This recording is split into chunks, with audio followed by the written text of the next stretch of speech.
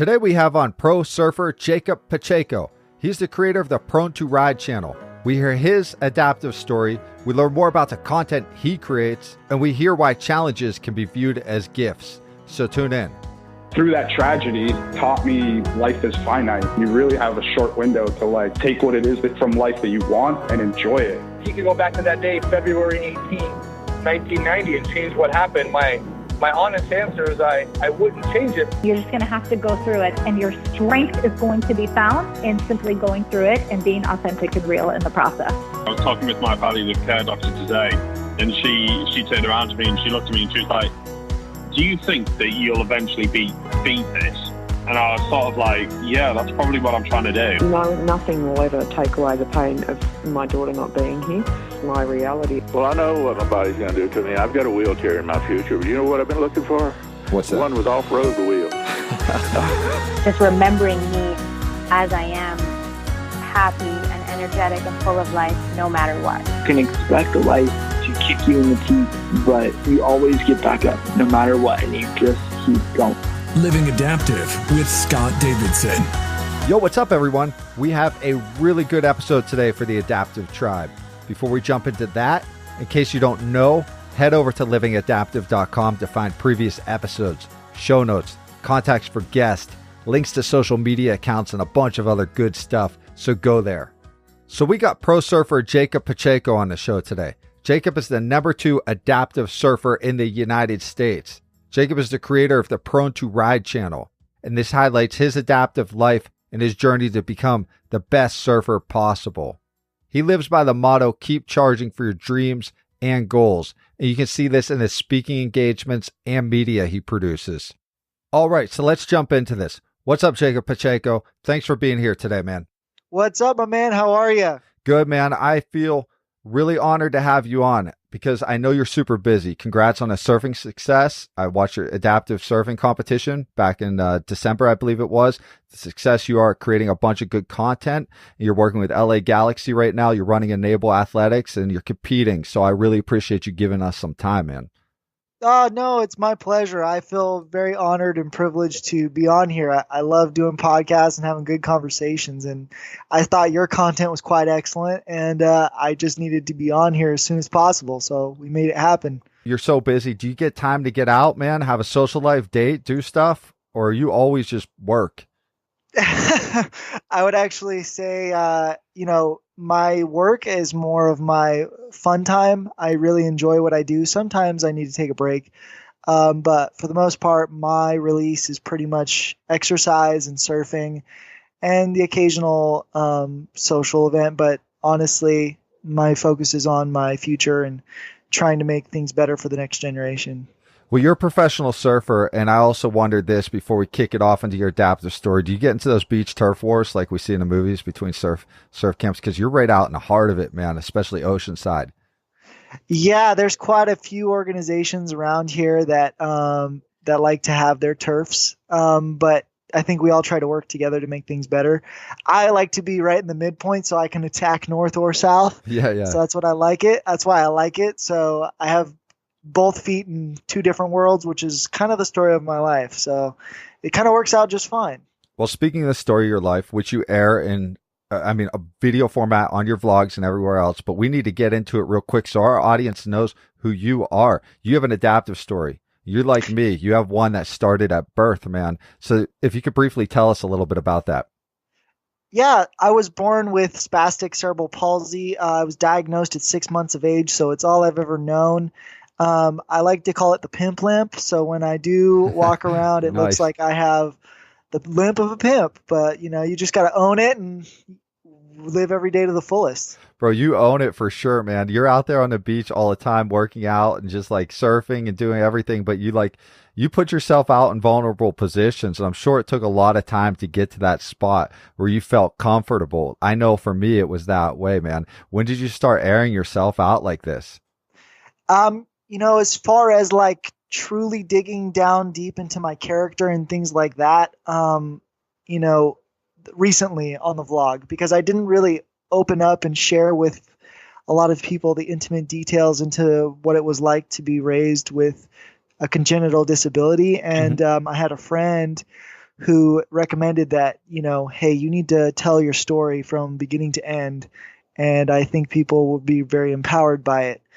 But I've always had a mentality of comfort. And that kind of comes from the way I was raised by my family. My family represents a really deep and strong, portion of my life, because they've raised me to be a certain way. But this phrase that I'm talking about is called human first, disability second, where they completely separated the disability from the human, and they treated me as a normal person on all levels from an early age. And I think that really kind of manifested itself throughout my life. And I went through a lot of crazy experiences, a lot of not so great experiences, but I kind of took it all in and kind of transformed it into a way where it worked for me. And, but there was always this sense of like not always feeling that you're good enough. And that kind of also manifested itself, but it took a lot of time and a lot of hard work, and you just kind of have to be comfortable with it.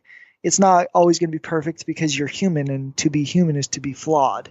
So, it just takes a lot of time and a lot of internal work, but you most of all, the most important quality of that is to basically be happy with yourself and smile at yourself when you look in the mirror. Jacob, we need to give justice to your story. Like you said, you started telling your story, and at some point you kind of don't get to get it all out at once, and at other times you kind of get big portions of it, especially in your vlog. But I feel like we need to do some justice to your story. You grew up in Northern California, and your life was one of free play, man. You were out there and you went out and about, and you just kind of interacted with life as human first, disability second, if you will. But you also, man, you encountered some tough stuff, and you walked a tough line, and you came out of this. But you did have some tough experiences growing up. And you spoke about them in your vlog, about getting into fights a lot, man. And those fights were brutal, man. There's kids that jump you and stuff like that. Can you take us to like one of those experiences just to give a snippet of what it was like? Sure. So I was about 6 or 7 years old. I grew up in not the greatest of areas, but we made the best of it. Have to thank my family for that, for making the best lives for us as they possibly could. But I went to a playground. I was often encouraged or empowered to do things on my own. So I traveled to a park, and I had canes and braces at that time. And the area around which we lived was a little bit prejudiced. And I remember I was coming down a slide as a kid, and there were two guys waiting on each side of the slide. And as soon as my legs were off of the slide, they grabbed my ankles and they pulled me off. My head ended up hitting the sand portion of the bottom of the slide. They dragged me into the grass, and then I was beat up by a couple other of their friends. And that was the second time. And it does happen to people, but I think the most important aspect of that is when you are literally kicked down, when you are pushed down, when you are beaten down, what is your response going to be? This can either wreck you or it can make you, in my mind. The universe or the divine, whatever you want to call it, it gives you opportunities to respond to certain things. It gives you a concept of choice. And I think at that age, I was broken. I remember as a kid staring up at the ceiling after it was all over in my parents' apartment, thinking what just happened, and being bruised and not feeling anything. And I just remembered that I got up from it, and then I just continued on with my life. And I just said, it's not going to happen again. It's not going to define me. And I think I've done pretty well for myself so far. But there's always opportunities that life is going to present to you that can either make or break you. And it's really just about how you respond is what really matters. The way you responded afterwards is the same way I go with it too. Like, how are you going to respond? What's next? Because you got me once, or life got me once. Life's going to get me again, but it's time to get up again. That's wild, man. That's a wild story. It's an intense one. It was the second time it happened. It wasn't the last.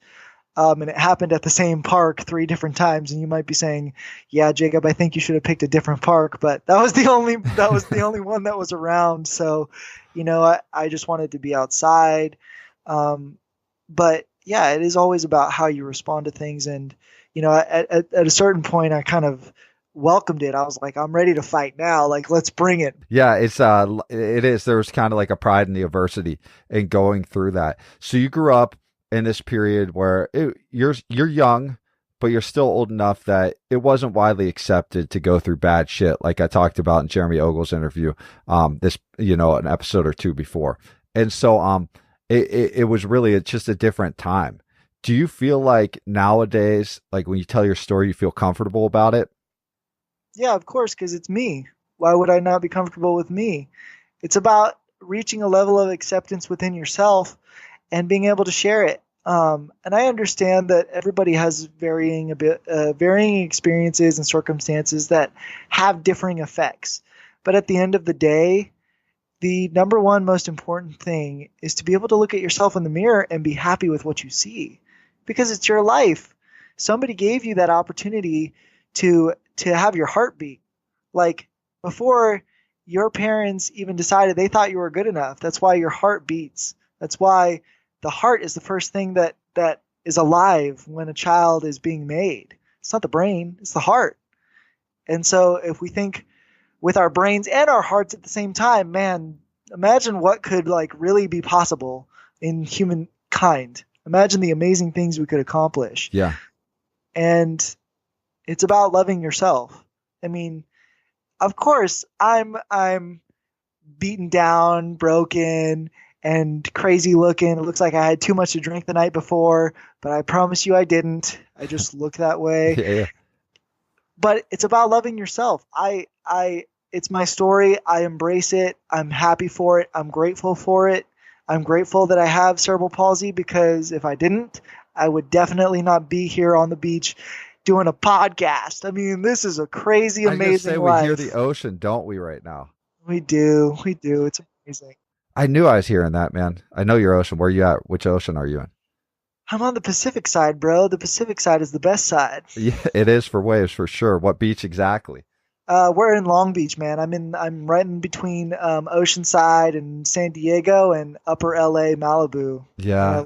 I like it that way. Like I said, I like to be able to attack north and south. It's kind of like my area. surfing style. What is your surfing style? I would say my surfing style is more free flowing, a little bit like Rob Machado with a little bit of Gabriel Medina mixed in there. I like the concept of power versus grace. So I said, and I'm actually going to be posting this vlog tonight, where I talk about why surfing was so important to me and what kind of made me decide to go into that sport, because it's probably, in my mind, it's top 3 or 4 as far as most dangerous sports in the world. Yeah, man, you're fighting sharks, waves, everything, man. And then conditions, turf wars. Seriously. Yeah, exactly. It's all over, man. It's a little crazy out there, man. You got to fight a shark. I don't see that on a football field. They should put one out there though at some point. You know what? Whenever I get the chance to see another shark, I hope it will be from the beach or on my TV screen, never in the water ever again. Yeah, man. That's a terrifying experience, let me tell you. Oh, I bet. So surfing for me is the combination of power and grace, art and science. It's the representation of complete balance. And that's why I like it so much, because it applies to my life as well as being able to find balance. And that's why I enjoy it. So I try to combine a little bit of grace and power, because I was a football player. I was raised in NorCal, and in NorCal, there's no ocean except San Francisco, and I didn't live close to San Fran. I went there, but I didn't get to see it that often. But it's about, combining that. So I had to take my football mentality and kind of dance and morph it into like a surfing mentality somehow. So it wasn't like you just hopped into surfing, like you said. It didn't start that way. You had other sports, you had other things going on in your life, other activities, and how did you end up knowing, I can surf, man? I can get out there and do this. And I'm not just going to surf. For listeners, you're the number 2 adaptive surfer in the world, second to, I believe, Christian Bailey, who was a pro surfer and a pro skater with Santa Cruz back in the 90s. amongst other things, you know? So it's pretty intense. You're out there battling with the best. Yeah, I am. But I have to clarify that I'm probably top 10 in the world, but number one and number two, that would be Bruno Hansen, number one, and number two, Christian Bailey. Those two guys are the best. They are the standard. But I'm number two in the USA right now. Nice, man. So I earned the nationals in June. Every year, June comes around, and we have the USA National Surfing Prime. But the World's ISA World Adaptive Championships happens in December. Mm-hmm. So that's kind of where the world's best come to show up. But they only allow one surfer from every country in every class. So it's kind of, in my opinion, I wish they would restructure it. But, you know, the fact that we just get the opportunity to compete is also awesome. I would prefer to have more, though. How difficult is it for somebody to get out there on a board, start surfing with you? Like somebody who can swim, you know? Are we talking about in normal days, like on a day that I would go out and surf? Yeah, I don't want any crazy waves. To answer your question, is the person that I'm taking out, are they a learner or learner? Okay, they're a learner. So I would take them out on a small day because I would know the concept of the ocean to a lot of different people is frightening and it's powerful, and it's the concept of something bigger than yourself, and you don't have that much control out there. But the illusion is it's not fighting the power, it's dancing with the power, and it's working with it. Because you're not just dancing with the ocean out there, you're dancing with yourself. And it's about harnessing your fears. So lots of people have, I wouldn't say lots of people, but the people that I take out that are learners, they have to understand a few basic concepts. Number one is your breath control. If you can understand breath control and keeping in a rhythm when you're out there, everything kind of just gets easier. So that's step number one, because if you can control your breathing, then you can control and watch and react and observe when you're on the surfboard. Mm-hmm. Number two is if you have some swimming experience, you should be okay, especially because we're going to give you a giant boat to surf on. So it's going to make you get easier into waves and have more of a better experience. Yeah. And number three is probably also just as important as number one.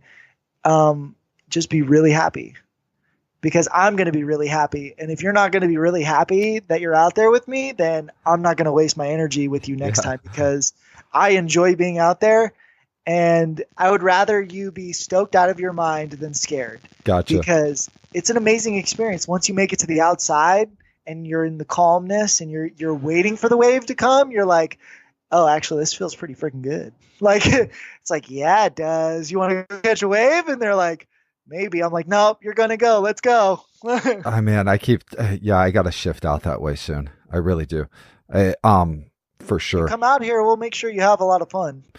You make a beautiful message. You make a beautiful point on your vlog, and you say something of the nature of, and you've mentioned this a little bit here, about how you have CP, and with CP, you're getting questions all the time. And one of the most common ones is, you get this all the time, is, would you take it away, man? That's a heavy question to be asked. I get to ask that too. And I'd say, no, I would not take mine away.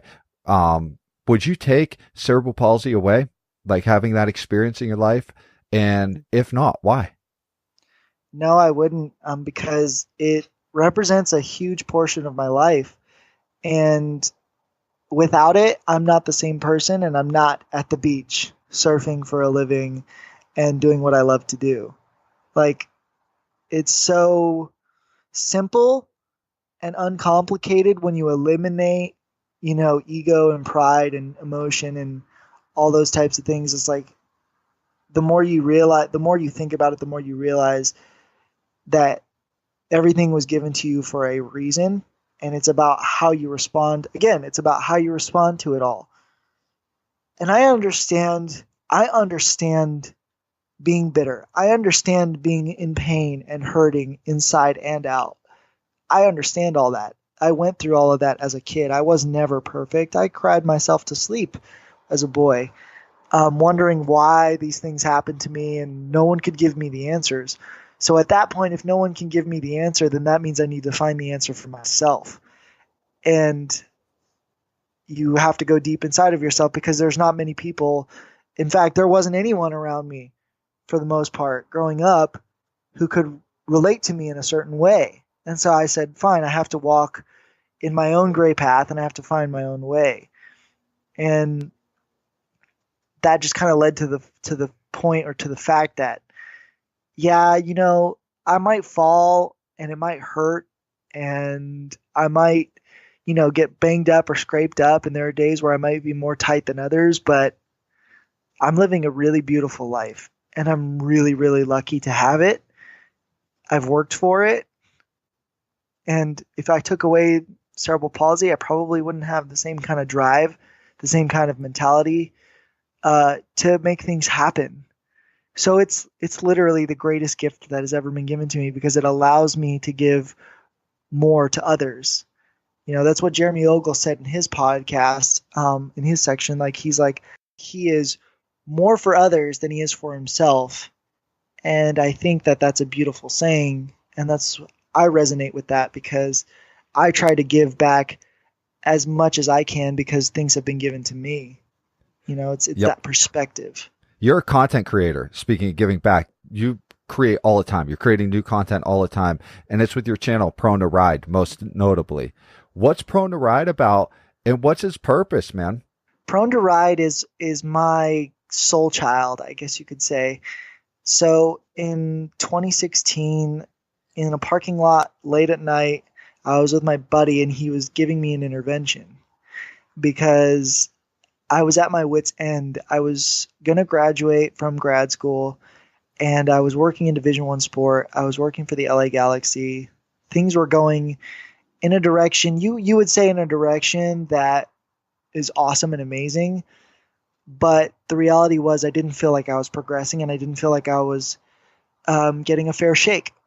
And it was really, really frustrating because I would spend hours, I would grind, I would work, and I would make mistakes. Of course, I'm not a perfect human being, but I always tried to improve on those. And I was just feeling like I was trapped.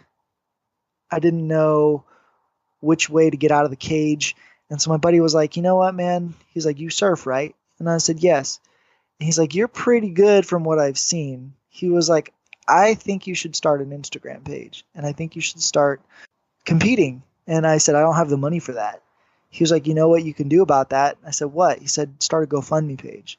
So he helped me start a GoFundMe page and he convinced me to start Prone to Ride. Prone to Ride is really my lifestyle brand that represents my personality and letting people believe that what they want to do in life is so freaking possible. I mean, you're talking to a guy right now who was slotted to work in the back of a warehouse store, not really get a college education, probably top out at an associate's degree, maybe a bachelor's at his local state university, not really go anywhere, and pretty much be a homebody and live off of his parents' thumb. Like, that's the guy you're talking to. Like, that was supposed to be my life. And then I just wiped that all away and I decided to make whatever I wanted happen. Now that doesn't happen. Like, this stuff did not happen overnight. It took a long time and a lot of work. And it also took a lot of other people that I'm eternally grateful for helping make it happen. But anybody can do anything as long as they use their mind and their heart together as one.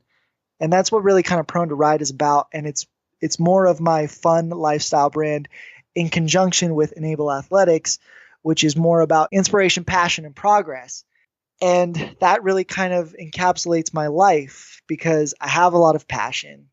I like to inspire and I like to help others, most importantly. So that's kind of where it's at. And Prone to Ride, it's just really like me just being extra. And I try to be a little bit extra because I think that's my personality. I've actually, believe it or not, Scott, I've been coming out of my shell since probably episode 102, you know? I actually get that. You feel that, right? Like, you totally feel get that that in those episodes. No, I mean with me, like I get what you're saying, how it takes so much time to actually feel like you're coming into your own. It does. And you find your voice, you find your style, and then all of a sudden you're like, oh, it's starting to click. Well, shit, I like doing this. Holy hell. Oh, it's working. Oh, my count's going up on my viewership, on my downloads. I actually kind of like this. Let me keep this going. You said I should have, I was set up to be working in a warehouse, not hitting these goals, but it's different. You have an undergrad, you have a grad degree, you went in kinesiology, you did a bunch of stuff, and you had a lot of goals met. In fact, you were one of the top, if not the top grad student for your class coming out of your program of study too. And you have this drive in you. How did you get this drive, man? The drive came from my parents, to be honest with you. How I was raised, I have a joke that I often use, but it's truthful at the same time. It's designed to help get a laugh, and help people understand on a deeper level. But I was born and I was trained like a Navy SEAL with cerebral palsy. Yeah. My parents really had me doing crazy things that you probably would have looked back on and been like, holy shit, what is that kid doing? But in reality, it gave me the empowerment, it gave me the belief, it gave me the structure to drive forward. My parents never once let me rest on my laurels. They're like, what's the next step? What's the next step? And then my family also did that as well. Like, it wasn't just my parents, it was my whole family that was like, yep, you can do that, go for it. And every time they would try to hold me back from something, I would give them a little huff and puff and be like, what's your problem? Get out of my way. And they would be like, yeah, you're right. Actually, let me get out of your way. And they would always back me. And they've continued to back me. And I can't thank them enough for that. But that drive really comes from an early age, and it was driven into me. And I never stopped. And I can only thank my parents for that, and my family. I'll just give you an example here. Mm-hmm. So I had an intensive surgery when I was a boy. I was only like 7 or 8 at the time. And I was considered to be severe with cerebral palsy. I had canes, I had braces. I even had a walker at one point when I was a baby. And I walked really, really badly on my toes. My bones were going all over the place. It was bad. So they ripped apart my legs pretty much. They went in with some clamps and they rotated out my femurs. So they broke and fractured both of my femurs. They transplanted some tendons and they ripped out all of the knee ligaments and they reattached them and everything. I lost my ability to walk as a kid.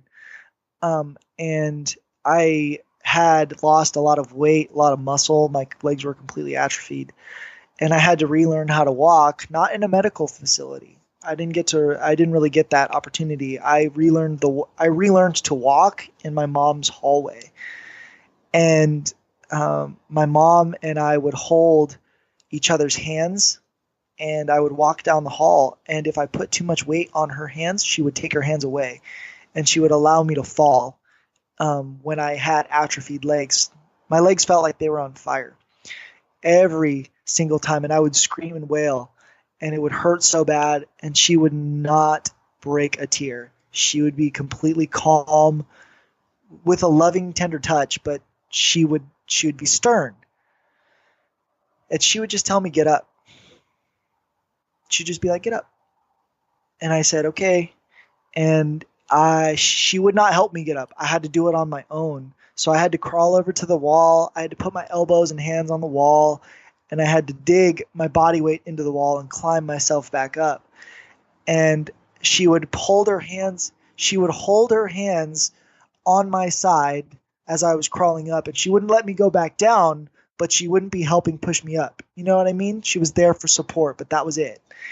And that was her way of training me to just do it for yourself, be driven. Everybody lives in the whys. Why me? Why this? Why whatever? And the approach has changed. The responses change. And you talk a little bit about the whys you felt. Can you give us some examples of the whys you felt and then how you got through those whys, those why me's? I had a few of them. one of my number one most limiting belief up until recently was that I'm not good enough. And that's kind of crazy, right? When you hear it come out of my mouth, you're like, what the hell do you mean you're not good enough? You're like, I just basically read off a list of your accomplishments, a-hole. Yeah. You know, like, but I always felt like I wasn't good enough, and because I was always walking in two worlds. I'd never felt fully accepted by the adaptive world, and I've never felt fully accepted by the able-bodied world. So it's like you try to find this medium and like, oh, I feel like I never can do enough. I'm trying to prove myself. And it changed to I am good enough. I'm actually really freaking good enough, you know, like, and I've worked really, really hard to be here because of that drive. And then, you know, I asked the question as a kid, why me? Why did this happen? And then over time, it transformed to why not? This is pretty awesome. Sure, you struggle every once in a while. Like, it can be a challenge. I'm not saying it's not a challenge, but people with adaptive needs, they are accustomed to challenge. Like, that is, you are in your comfort zone. Am I right or am I wrong here? Oh, like, you're you are in 100% right. Without adversity, what are we doing today? You know, that's our comfort zone. And instead of saying, why did this happen? It's like, change your perspective and understand that you have the opportunity to learn something different now. Well, changing that perspective is a big deal, man. How did you get to the, like, what did you do to go from I'm not good enough to I'm good enough? So I went to oh man, this is going to be real deep. Are you ready for this? I love deep. This is what we do, man. Okay, here we go. I went to a Tony Robbins event in Los Angeles recently. I made a vlog about that, called it 3 Weeks That Changed My Life. I didn't really film or create for those 3 weeks because I was super busy doing a lot of things. I ended up going to a Tony Robbins convention called Unleash the Power Within. And it's designed to help you break past your limiting beliefs that you have deep within yourself. But what that convention requires is the moment you walk in there, you have to be willing to go full tilt.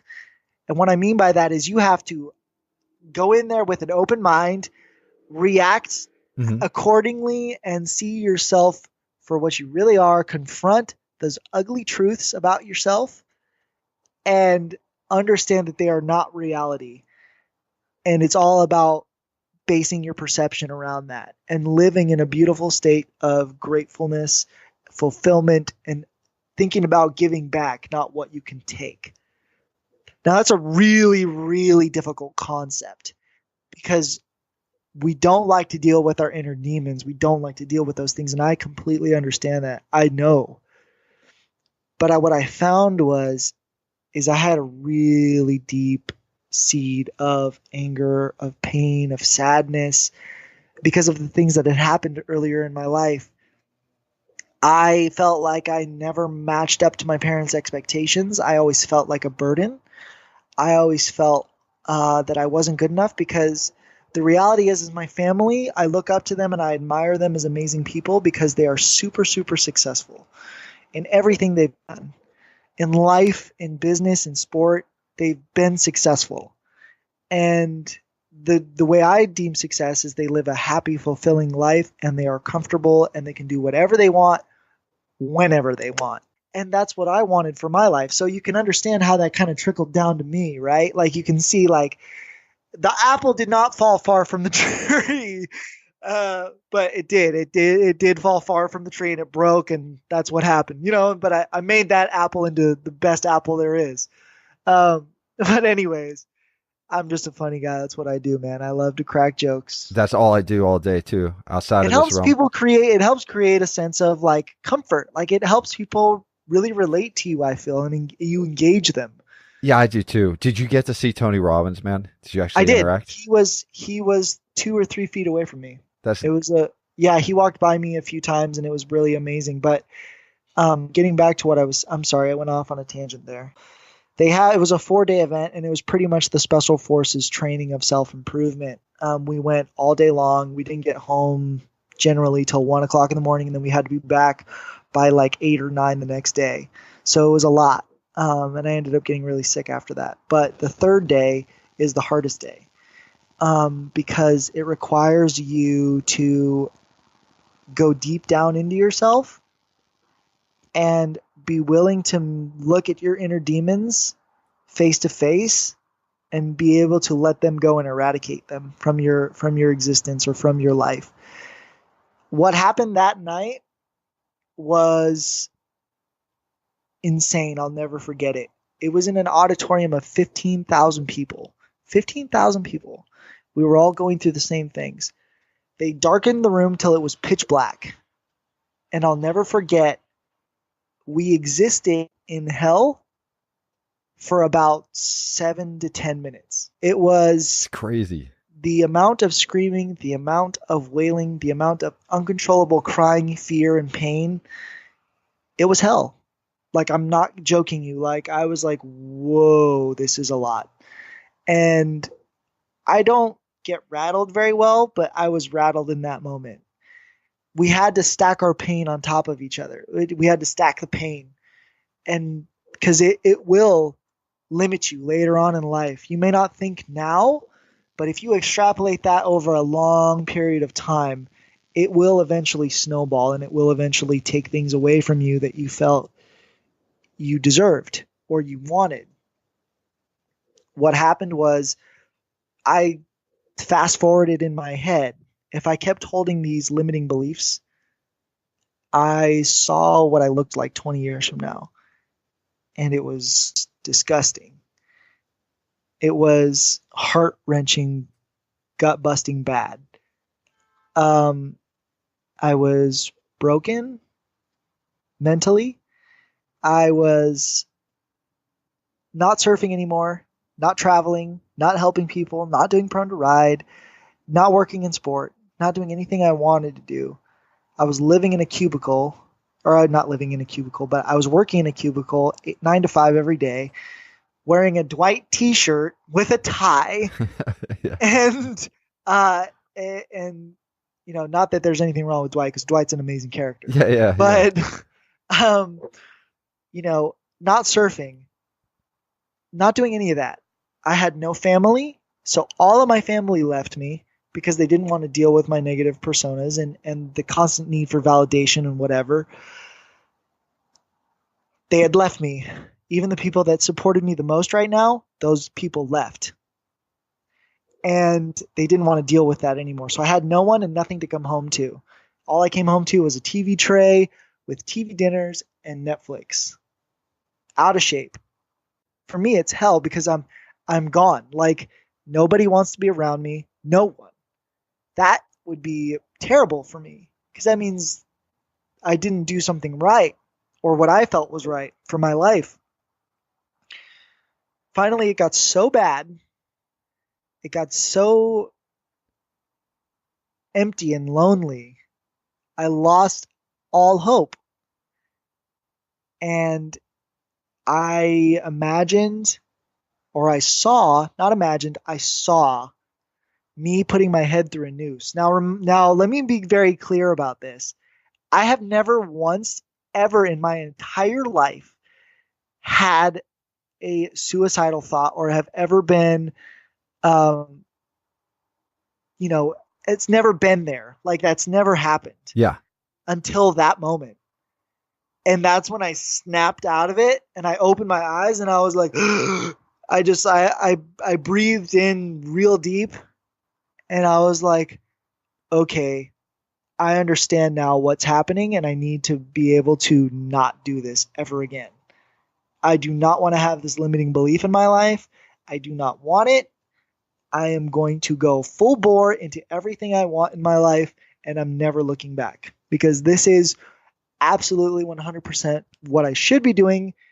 And I love the way I feel and I love who I am. So that was what helped break me out of my cycle, was seeing all of that doubled up and stacked up. And it was a lot for me to handle. But once I saw all that, I was like, nope. See, that's what I meant about going full tilt. Yeah. Because they always asked us, what is the worst possible outcome? The worst possible outcome. So take those 3 words, worst possible outcome, and really like understand what that means. It's like the worst possible outcome for me is death. Is death on the inside and death on the outside. Mm-hmm. They both hold the same weight to me, because you need to live your life, not just exist in your life. And that's what I did. I realized that I wanted to live my life and take away all the whys. And again, it's not perfect. I'm not perfect. Of course, there are days where I'm not feeling 100%, but I change that state quickly. And I'm like, nope, I'm going to be stoked, and I'm going to listen to really awesome music and dance for about 10 minutes. And then I'm going to feel better and go do something else. Your whole mindset changed. Everything changed about you. And in that moment, and I've seen a trajectory where you're getting a lot of attention now, and people are noticing you. You have a huge following in social media, and you speak a lot. You speak a lot. You get booked to speak, and people approach you with tough subjects. And the theme of this last month or so is a lot of people are just having a tough time, depression, stuff like that. Is that one of the most common things that people come in to talk to you about? They approach me for various questions about what advice I could give them about certain situations, but I kind of laugh at it. Mm-hmm.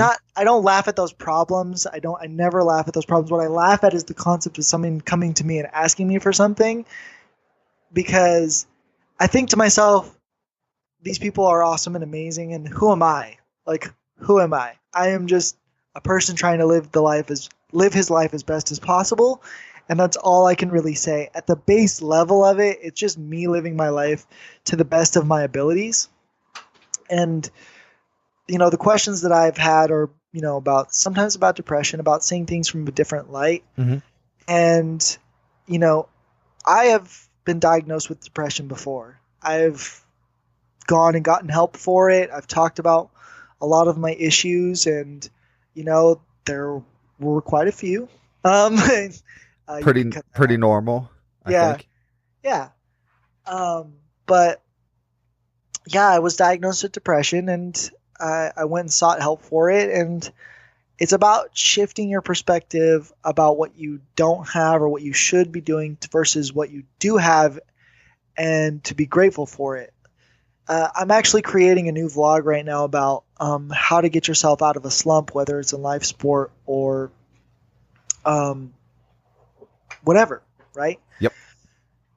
And I have 3 tips, and I'll just give one of them right here. We tend to focus a lot when we're in a slump about what we're doing versus how we're doing it. And that's the important thing, is about focusing on your fundamentals. Is if you're going through a really difficult time right now, and if you're down in the dumps about something, it's okay to feel that way, and I'm not discounting how you feel, but focus back on your fundamentals about what makes you happy. So for me, when I'm training, I've been in an athletic slump since October. I've not performed as well as I would have liked to my expectations, but that doesn't mean that I'm not focusing on improving. See, and I've started to shift my focus to how I'm doing things versus what I'm doing. So I'm focusing back on my fundamentals. I'm doing the simple things that have gotten me to where I am. I'm focusing back on my meal prep. I'm focusing back on doing those little things right to get me back into a positive state. And if you haven't been outside and you need to go outside, open the door, walk outside, and sit in the sun for 15 and 20 minutes and think about how you feel afterwards. So that's one way I feel that people can shift their mindset and their focus. Jacob, your story is pretty incredible, and there's a lot of things that went on in your life, from being bullied to learning to walk, the story about how you learn to walk again, to surgeries. I know what it's like to have archaic surgery, stuff that's kind of crazy, to being told you won't walk, to being told that you are going to walk, but we don't know when it's going to stop, to just having all this uncertainty in your life. How do you deal with that, man? How do you deal with so much uncertainty and so much adversity? I'm certain about myself. People can tell me whatever they want about how they view my life and what they see from me. But the reality is you make your own reality. You make things happen the way you want. You're 200% more capable than you believe. That's what an old coach of mine told me, is like, you are capable of 200% more than what you already believe. So I try my best to block out the noise and do exactly what I want to do, when I want to do it, how I want to do it. And I have help with people who are trained professionals now. And they've gotten me to the point where I'm doing way better. I mean, that's just talking about surfing wise, but that's also applicable to life. It's, we always can deal with uncertainty. Like, there's a lot of uncertainty in life, but what matters is how you approach it. Circumstances, resources, obstacles, those are all there for you to figure out and go through, because it's all a learning experience. You don't fail, you just learn. A really good guy actually said that once. He was actually considered to be an icon. His name was Nelson Mandela. He said that you don't fail, you just learn. And I believe that that's a really beautiful saying, and I think it could alleviate a lot of stress. But as far as uncertainty in my life, you just become certain of yourself. And once you're certain of yourself, anything is possible. You have a crew. You have a crew that you roll with all the time. Well, I should say you surf with all the time. And you guys are out there on the videos and you give thanks to them all the time. But you also have a team. Who's your team? And are these athletes also adapting? When I mean a team from the Prone to Ride perspective, is the people who have assisted me to help me get to this point. So who I'm basically talking about are my physical therapist team, Sarah Bell and Amy. They're both two amazing professionals that have helped me get to where I am. And they knew that I was very against physical therapy. I didn't like it because I had bad experiences as a child. And just that constant work, it was really hard. So they coaxed me into it. So I have to really thank them for that. But they understood how my mentality was, and they somehow danced with it, and they got me into the facilities, and I've never looked back. So that's part of my team. The other few people are, my friends that I surf with constantly that help give me company out there in the water. Very grateful to all of them, because it's not always the best thing to surf by yourself. Of course, it has a time and place, but you should always share your happiness with others. I think it creates a more fulfilling aspect in your life. Don't try to one up your friends. Be happy for them. Compete with them to be better, sure, but don't always try to one up them. Just be happy in the moments with them. And then I have a lot of the people that have helped empower me to get to where I am now, like my family, coaches, people that have given me a helping hand to get here to this point, because I certainly didn't make it all happen myself. I got empowered by a lot of different people, friends, family, coaches, whatever you want to call it. That represents my team.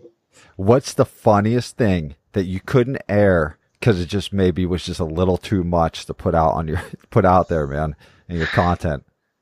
Man, there's been a few times where, I mean,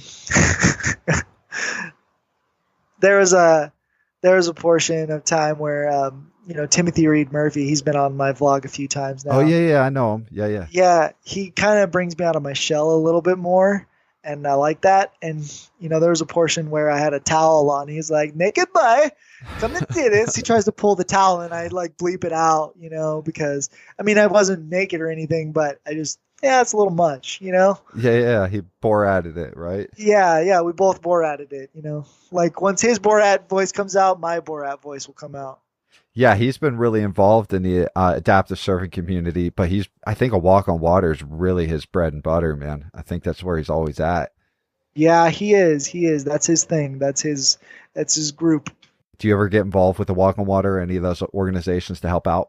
Oh, I have many organizations that I work with. I'm really excited to be able to do that. And I have some other exciting news to share eventually, but we're going to hold off on that for a little bit. Lots of good things are coming. You guys would have to tune into the vlog to hear more about that. See how I sell myself? I'm pretty good at that. No, it's good, and it's worth tuning into. You know, Prone to Ride's an awesome channel, man, that you're building. You're building a tribe and a community. It's really interesting to see all of this come together and to see, you know, all these videos. Out of all these videos, out of the people you've interviewed, all the people you've been around, what's your favorite moments? What's your favorite video out there? I'd have to say probably my 100 episode review. That one was a really good edit. I really enjoyed making that one, and I put a lot of time and effort into it, and what came out was beautiful. And I was really happy with it, and I synced it up to the music. It was just like how you have a vision in your head and it somehow just magically appears on the screen, and you're just like, oh. Before I let you go, man, you talk about this a lot. And I kind of see it nowadays is there's a lack of empathy out there, and you had to deal with a lot of garbage. And being that you say that you had to deal with a lot of garbage, what did that mean to you? Because I kind of want to hear more of your perspective of that. You talked a little bit about it, but I want to know, what is the stuff you've had to deal with as you're building your community? You're building Prone to Ride. What are the things you had to encounter? You know, one man's trash is another man's treasure. So the overall theme of this is transforming it to make it work for you. And all that matters is how you perceive things and your perspective on it, and don't let it try to influence you too much. But I've dealt with a few things. You know, content creation's always been pretty difficult. I've 98% of everything that you see on all of my social medias, all of my creation is all done by me, you know, with the shots that I have, with the equipment that I have. So content creation can be a little bit difficult, but you do the best you can, and you grow over time. You will always get better at it. So that's the one thing I want to, remind people about here is when you're starting out, it's not supposed to be that great. That's why you keep doing it and you practice to get good at it. And if you're committed to it, you will make something happen. And I'm sure Scott here can attest to that, because we both have been doing this for quite a long time, and we've produced quite a bit. It takes time to build, for sure. Yeah, anything that's worth doing takes time. And there's a few things that I've had to deal with. I'll just throw it out there. Why not? I went to an adaptive convention a while back, and I kind of feel like there's niches within the adaptive community, which I don't necessarily agree with. Mm-hmm. In fact, it makes me really sad, not angry, just disappointed and sad. And it's like we've all been excluded. All of us have had to deal with some type of exclusion. And in the one place where we should all walk in and be all about inclusion and loving one another, it seems like that doesn't happen at all. Mm-hmm. And it's sad. Like, it's really, really sad. I walked into the convention and I had my best friend with me at the time who was able-bodied. And by the end of the convention, I just asked him a simple question. I was like, was that weird? Like, did it feel like we were singled out a little bit? And he said, yeah, it felt weird. It felt different. And I felt like I was ostracized. And to me, that's not fair. But then again, what in life is fair? So I decided, okay, if it's going to be like that, then I'm just going to be me and live how I want to live and do what I want to do. You don't have to accept me. I accept me. And I'm sure everybody behind me who's my friend will accept me as well. So whatever culture you're in, there's going to be bite back, it seems like. But yeah, it's funny to have it happen there. That's kind of messed up, man. it is what it is, man. Again, perspective is everything. People fear what they do not understand. For It's sure. natural. It's natural. So, Jacob, you work with the LA Galaxy. Are you still working with them? And what do you do? I did work for the LA Galaxy for a while. I still work for them. I haven't been able to do a shift for them in a little bit, but I do work as a coach for them. So I work with able-bodied athletes as well as disabled athletes, coaching soccer at various camps and clinics around the LA area. I've gone down to San Diego as well with them. But yeah, it's a great experience. They treat their staff really, really well, and it's a privilege to work for the LA Galaxy. That's pretty rad. All right. I want to wrap this thing up and say, where can people come and hang out with you, or where can they reach out to you? What's the best way? The best way to reach out to me is through Instagram or YouTube. I will see your comments on YouTube. So if you lay a comment down on my channel, more than likely I will get back to you within the next day or two. Also, if you message me on Instagram at Prone to Ride, that's a really easy way to get a hold of me. I don't necessarily like to provide my cell phone number anymore because definitely people are trying to ask me for that stuff. So I have to put a stop to that. But yeah, it's the best way to reach me is through Instagram or YouTube. If you really want to get my attention, comment on a few videos on YouTube. That will catch me. That will catch my eye. And if they show up in your neighborhood and want to surf with you or stalk you, whatever method they want to do, can they I feel come like hang the out with you? stalking list is growing slowly. It's kind of a little creepy. Yeah. Now, can they hang out with you? Would you surf with them? Of course I would surf with them. Now, if they decide to be crazy in the water, that's a little bit of a different story because I've taken people out that screamed and it didn't look good or sound good. And I'm sitting there thinking, I am not a kook. I don't know this person. Yeah, that would be tough, man. I don't know. That's the problem with your sport. Like I said, was like sharks. You're dealing with people with deep water. You're more likely to get hit by a lightning bolt than you are to get bit by a shark. So people have that unrealistic fear of it. I mean, if you go into shark-laden waters where there's known to be sharks, there's been a lot of shark activity, you are kind of poking the bear at that point, So, yeah. I mean, if it happens, it happens. I doubt that it ever would. I mean, I have a crazy story about that, but that's about it. But did it happen? Do you want to hear it? Should I tell it? Yeah, I think that's a good way to round this thing out. We want to hear a shark story. Go. All right. I was surfing in Newport Beach. Beautiful morning, clear, glassy. No one was really out in the jetty. I was with my coach at the time. And there's police helicopters that fly up and down the beach to monitor shark activity. Well, this specific summer happened to be the most shark activity that SoCal has ever seen. And it was a lot. Like, there was a lot of sharks. And they weren't just, little baby, these were great whites. They were great whites. And my coach kind of picks up on this weird vibe in the water. He goes, it kind of feels weird around here. And, he was a waterman. So I'm like, okay, if he says it's weird, then something definitely weird is going on. Yeah. So I see the Newport helicopter coming back up north going towards Huntington. It goes high and then it comes really, really low, almost like an attack dive from a military helicopter. And I see that and it's beelining straight towards us. And I'm like, okay, something serious is coming. It comes even faster. All of a sudden it stops right over us and it starts hovering and circling around us really low. I mean, the wash from the water is hitting my face. Wow. And my coach is like, we need to go now. And sure enough, we looked over, there's a gray mass in the water and we started paddling into the shore. I looked back and I saw the tail of the shark come out of the water and it flipped towards me and it disappeared. And I was like, oh, this is not cool, and I had to relax, focus, and paddle back into the shore. My heart only jumped for 1 second, and I controlled that fear, and then I kept going back to the inside because I knew if I would have panicked, the shark would have been enticed to attack. So you have to control your emotions. You have to control your fear in that moment. That's insane, man. That's wild. Even here, no way, man. That's nuts. I've seen them in water too. They're kind of freaky, not anything huge at all.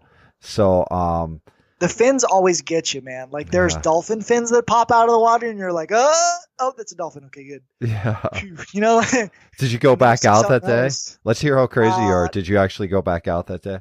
no, but I went out the day after that or 2 days after that because I understood that was probably my once in a lifetime experience.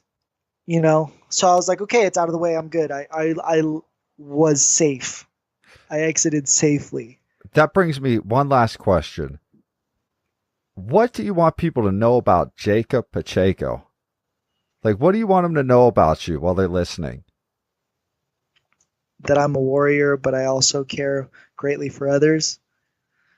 I would give a lot to help people. I've given a lot and I will continue to do so. But I do it with my warrior's mentality because a great warrior is also at peace at the same time. You know, I empower people. I like to empower others to believe in themselves to accomplish what they want. It's a beautiful thing once you give back and what ends up happening in your life. And my warrior mentality helps me push those people past their limits because I refuse to lose. I refuse to lose in anything. And if I do lose, I accept the loss. Don't expect me to be happy about it. You should expect me to work it out. You know what I mean? Mm-hmm. Because I always will. Like, you know, I never. I was raised that if I'm going to do something, I'm going to do it right and I'm going to win. And that's continued with me the majority of my life, regardless of circumstance. And that's what I want to empower others to do is like, go out and get what you want. Don't wait. Today is the day you do something, even if it's just one small step, it's something to help get you in the right direction because time waits for no one. And before you know it, that time is gone. And when you want to look back on your life, you want to look back on it with fulfillment, with happiness, and knowing that you did the best you could with what you had. And that's all you really need. I believe anybody is capable of living their dreams, doing exactly what they want to do. And I instill that mindset and that warrior mentality through that. You know, like I'd never let people lose. I'm always bringing them up. I'm trying to bring them along with me, or I'm bringing in the back of the pack. You know, it's one crazy thing about wolf pack dynamics is the alpha male, the wolf that leads the pack, never leads in the front. It's actually leading in the back because it's trying to make sure that no one gets left behind. And so they watch out for the slower wolves, the older wolves, and the pups.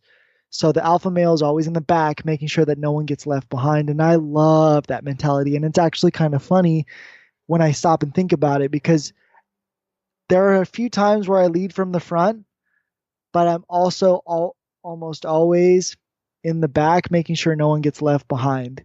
And I always make sure to walk with the person that's in the back because I know what it's like to be in the back and not to feel like you have anyone around you or to feel lonely. It's like, I know what that feels like. I never want to forget that because I think that's what helped me get to where I am at. And like, I like spending time with the people who are considered to be outcasts or don't have many friends, because guess what, man? It's like that one interaction you have with them or that friendship that you develop with them, that could mean the world to them. And that might be what they need in that exact moment in time. Like, imagine how grateful you would feel to be able to do that for someone, to change their scope on things. It's a beautiful feeling. Like, it's like, it gets me charged up. I'm like, yeah, I want to do that for someone for sure. Because that smile, you're going to remember that smile. You're going to remember that smile for the rest of your life because it's going to be an amazing feeling. So that's what I love to do. Man, that's amazing. Jacob Pacheco, I think there's no better way to close it out with describing who you are. And we really appreciate you being on. And we're going to follow you, man. We're going to follow your journey and continue to see you grow. Excited to watch you grow, man. Thank you for being here. You're talking to the future best prone surfer in the entire world, baby. Let's get it. Yes, I love trash talk. Everybody should know that by now. It's beautiful. All right, Jacob. Thanks for coming on, man. We really appreciate you giving your time and your story. All right, listeners, that's our episode. Remember, go to livingadaptive.com to find previous episodes, show notes, contacts for guests like this guest, links to social media accounts, and a bunch of other good stuff. So go there. Peace.